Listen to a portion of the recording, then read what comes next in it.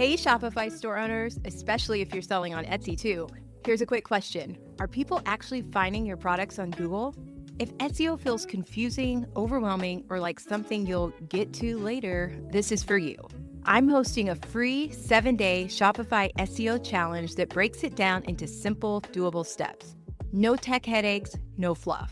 Join us at aiseoschool.com. That's school with a K, aiseoschool.com.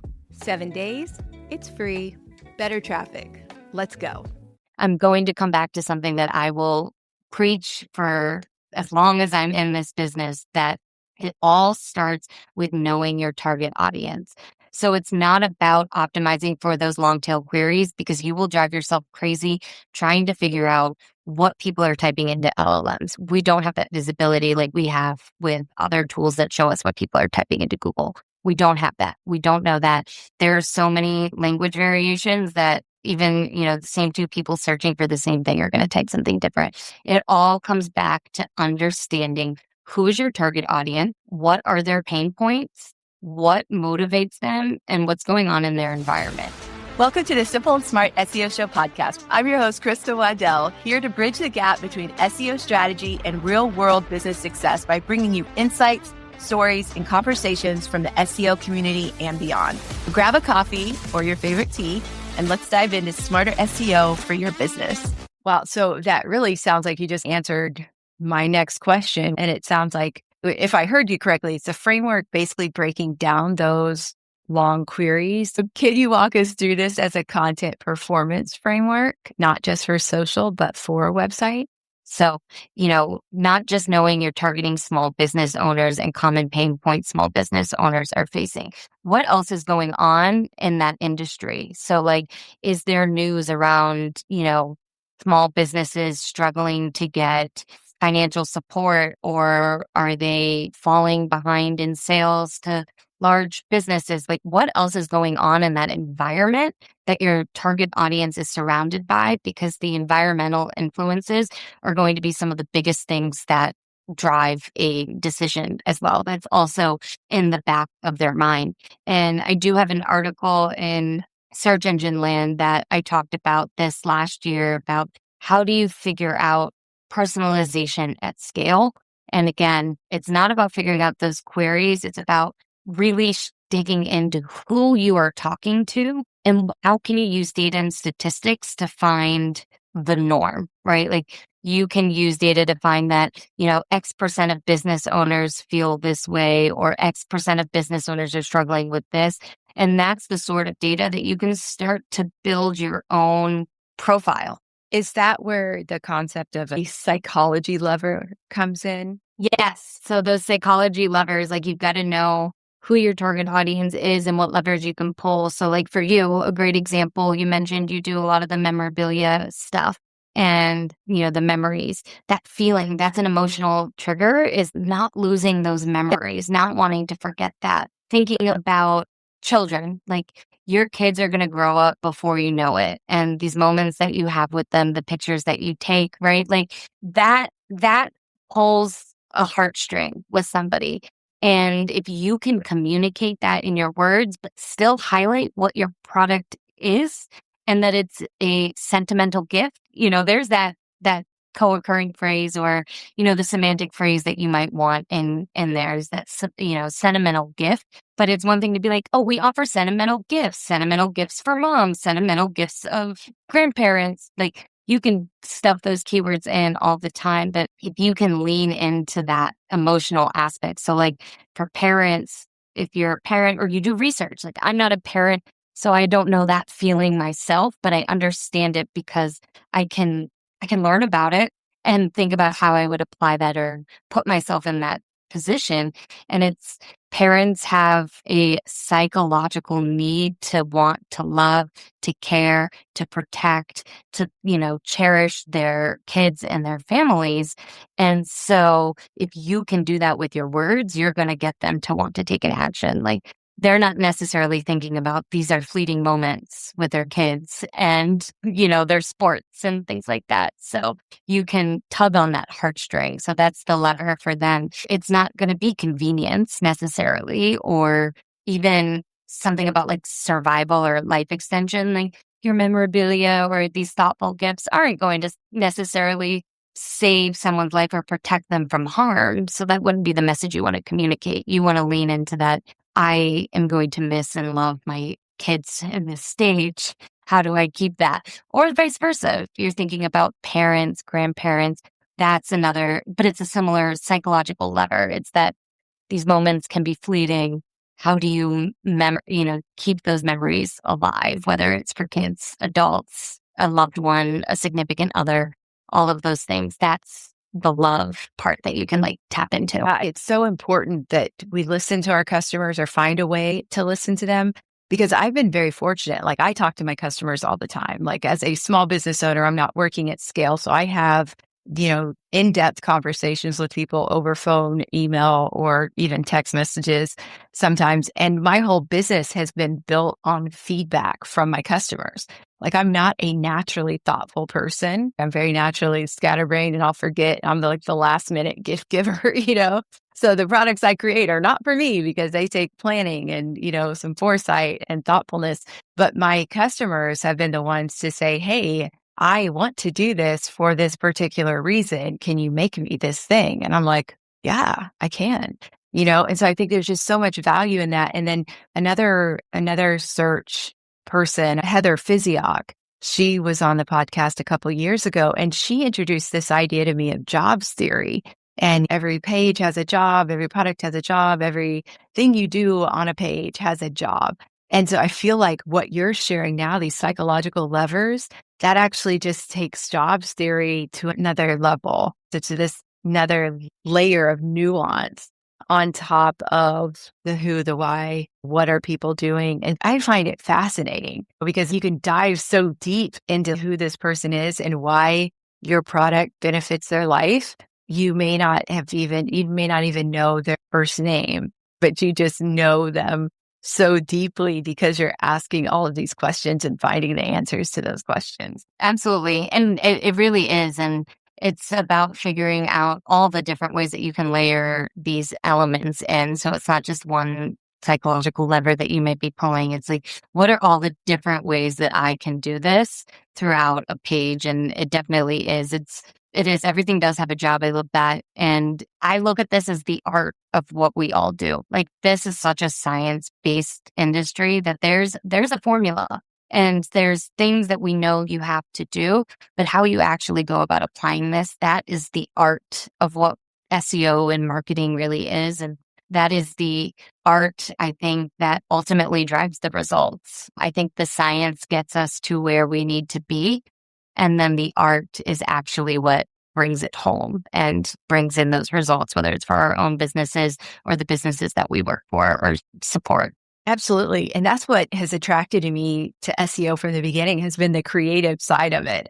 A lot of people hear SEO and they think technical. They're like, the approach that I have to Google Analytics, or like that, just that visceral response I have to thinking about analytics.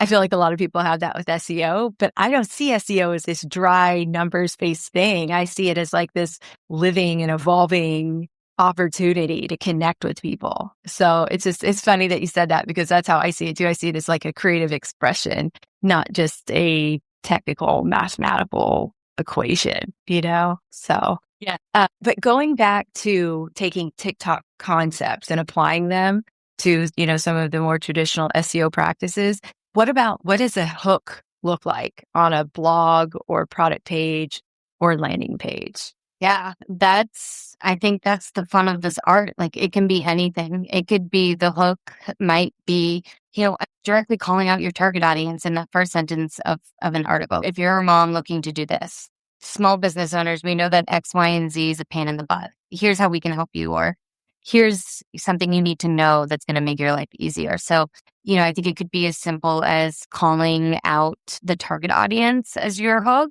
I think data plays a huge role in written content. And when I say data, I mean using statistics that exist out there on the web, in your research. So you can find a survey of parents, using your business as an example. And there's a stat that says like 72% of parents, they took more photos of their kids when they were younger, right? Like all of a sudden you're like, am I taking enough photos of my kids? Am I doing this? Am I part of that 72%? I need to keep going. I need to read this. So like, I think data and statistics is one of my go-tos and favorite forms. I think that goes back to my roots is like the data journalism and link building content that I spent so much time doing. But if you can give a data point or a statistic that either confirms somebody's beliefs or allows them to see themselves in a cohort or make them question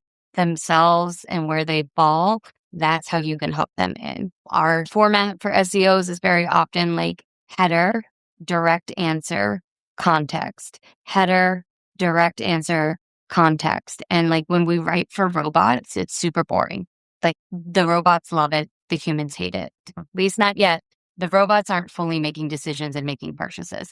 So we've got to think about how you can use that. And for me, it's data. I think data is a very strong hook, as well as just stating common misconceptions or beliefs. That is such a great idea. That's such a creative way at looking at data points. Like I'm not very good at looking at things like that, but I can see that connection of the emotional, oh, where do I fall in this data set? And I want to add it. I'm making this master Shopify template based on social signals and GEO, like AI search signals. And so I'm going to add that like emotional data point to that list. Like that is so cool. That's like a really great idea. And I'm already like pinging with a bunch of different things because I would never thought about it like that.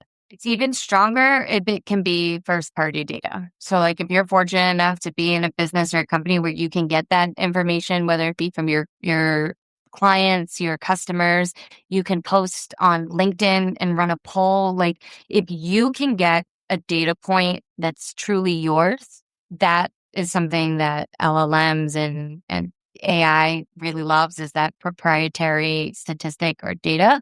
But that's not feasible for everybody, especially small business owners. And there's nothing wrong with citing a source and leveraging an authoritative source to get your point across, especially if it's a source or a data point from someone who's not like, obviously not a direct competitor. So if you're talking about like small business owners or anything like that, like HubSpot has so much data that they publish and they put these studies out and, you can link to those things because you're not necessarily competing with them if you're not selling a CRM or the same tools and resources that they are, but they're an authority. So I think that's okay too, to do your research and leverage those things, but it is extra brownie points if you are in a situation where you can get that kind of thing yourself and show that you went and got that information yourself. Is there a thought process or a checklist or something in our minds that we can go through to come up with good data points or even to determine if this is something that would make our customers take another look? Yeah, I think some of the questions I ask myself is, does this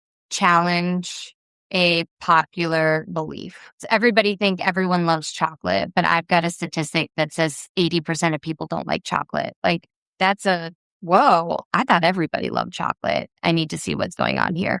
So does it challenge a popular belief or conception? Same thought process. Does it align with a popular belief or conception that my target audience might have? Was I surprised to see this statistic? Is it interesting to see that people like this or people don't like this or aren't doing something?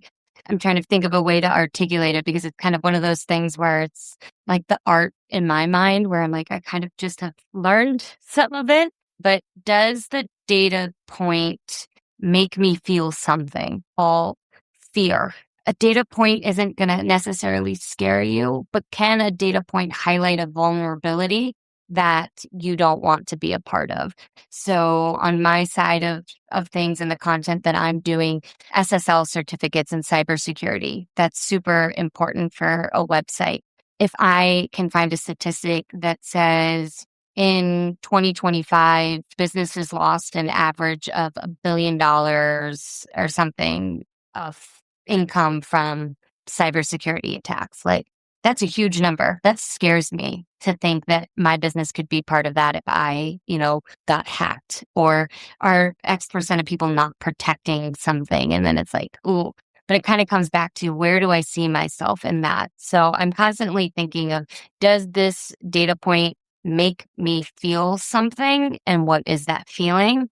And is that feeling something my target audience will resonate with to take an action? And I know you said that, like, when people come to your talk at SEO Week, you're actually going to be providing some sort of workflow. Can you tell us what people will get from you when they attend your talk at SEO Week? Yes. So I'm planning on offering a framework for people to go through and basically user journey map their content to their personas, but adding in that layer of, like, what are the psychological levers you can pull?